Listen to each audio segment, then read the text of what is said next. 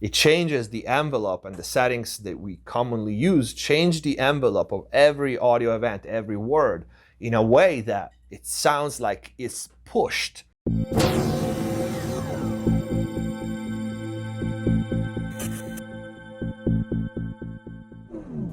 Hello everyone, welcome back to McSolaar TV. Hope you're having a great day. I brought back the rapid fire Q&A. So in this series of videos, I'm gonna answer your questions. Before we start, please check the info box down below for my mixing courses on Pro Mix Academy, free plugin special discounts and offers, and if you want to support the channel. But most important, if you really want to learn how to mix and master professionally, click the join button down here, become a MixBuzz TV member and access the already big and always growing library of in-depth mix and mastering courses, videos and tutorials, full mixes, breakdowns from start to finish, mastering courses with all the settings for my analog gear and plugins, special videos and a lot more. You also get mix consultations with me via Skype or email. Next question is by Chris.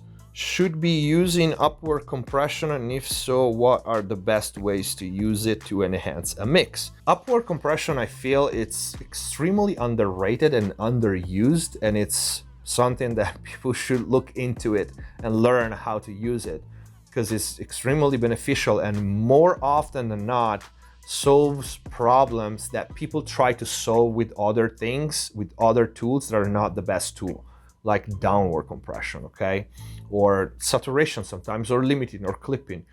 It's hard to really understand when you need upward compression. The reason because it's so hard is because it's hard for people to really understand compression still, you know? People look at compression, for the most part, beginners, as a way to control peaks, and it's not, you know? Limiters are for that.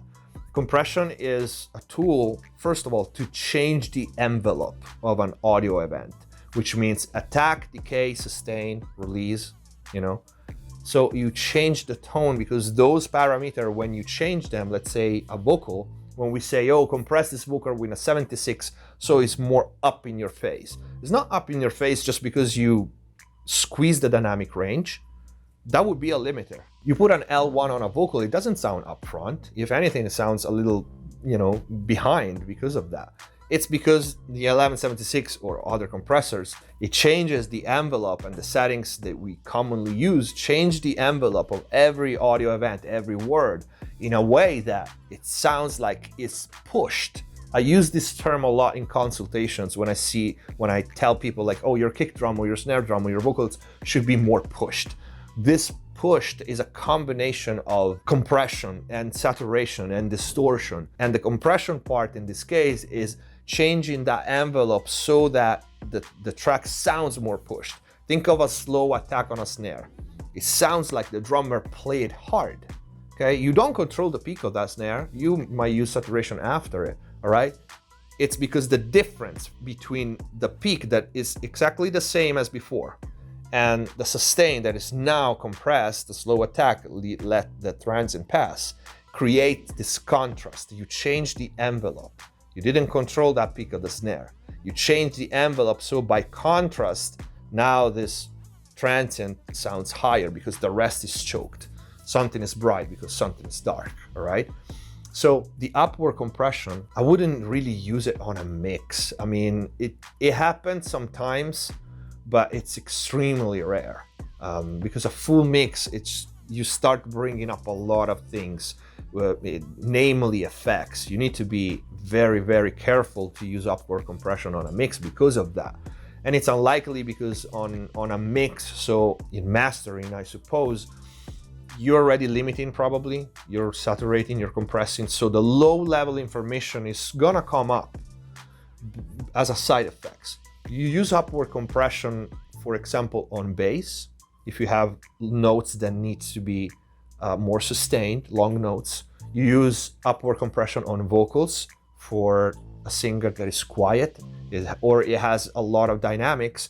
You want a steady performance, you hit it from both sides, all right? That's why MV2 is a great plugin for this, or max volume. You can knock down only a certain amount of dB. And granted, if you use a hardware, an analog compressor, I knock down 20 dB with my distressor and with no problem, it just sounds better.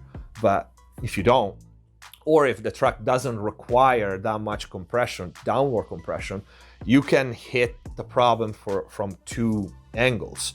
You knock down 5 dB on downward compression and you bring up the low level information on that vocal by 5 dB or 3 or 2, whatever, just numbers, okay?